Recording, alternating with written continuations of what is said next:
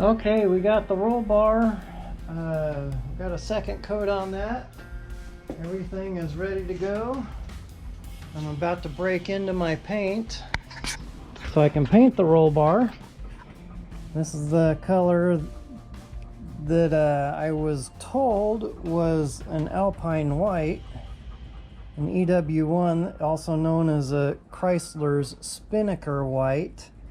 But when I compare this to this, I don't know if you can see it in the camera or not, but it's more of a cream color.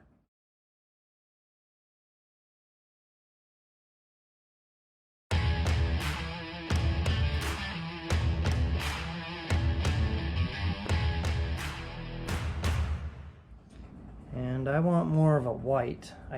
However, I do like the cream color, but I was wanting an Alpine white, a bright white, not a dingy yellowy white. So I'm going to take this back and see what they can. I put some on the side of the can up there, but to compare it to the label. I told them Alpine white in the book. They cross-referenced it to a Chrysler Spinnaker white, but I don't know. Okay guys, a little change of plan. What happened with that paint, I went to take it back. They said they'd switch it out for me for another color, which is cool. And then I just picked one from the chart. They went to mix it. I forgot what it's called, the pigments or whatever.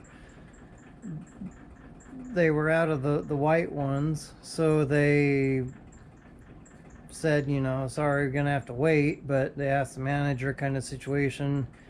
She was ahead of the ball. She ordered some because I guess it's kind of hard for them to start getting in for some reason. And so on Wednesday they're gonna have some. Today's Monday, so now I gotta wait 3 days, well, 2 days. I was hoping to have things painted today, but that didn't happen. So because I was hoping by Wednesday to have the engine put in. So, but I'm gonna try doing some other stuff. And then I had to go buy, I bought some satin black in a rattle can just for my dash frame.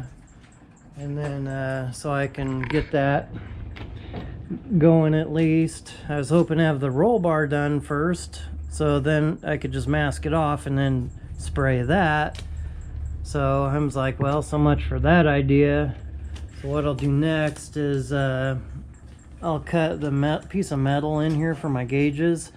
I have to do a little bit of adjusting on this because this piece I welded in by itself on this side of the steering column. I had things lined up. I should have bolted this one side in before I welded it, but I didn't.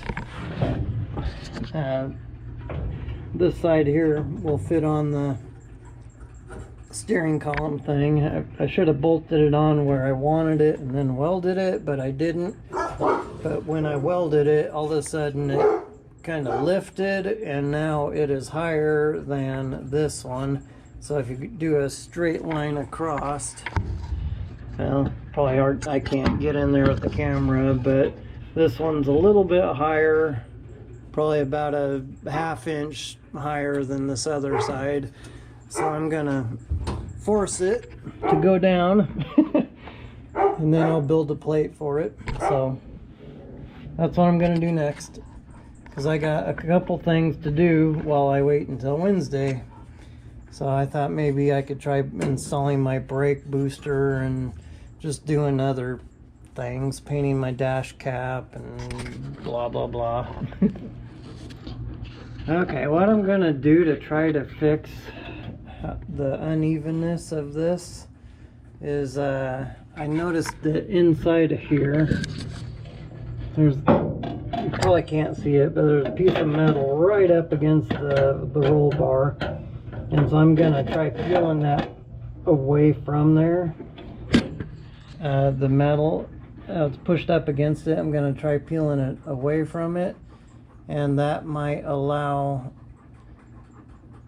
a gap, and once there's a gap, then I can probably push down on this and make the whole thing just kind of rotate a little bit, and that might drop it down a little bit. So I'm going to try that first.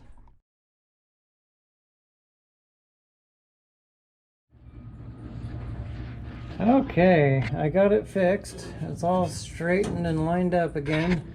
What I did was I took my screwdriver and I pried the little gap in between there, and then I took my screwdriver and I stuck it down there on the brace on the back.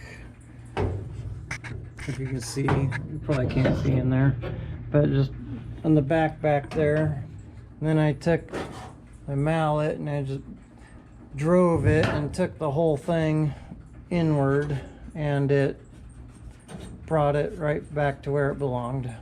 Easy cure, only took 5 minutes or so.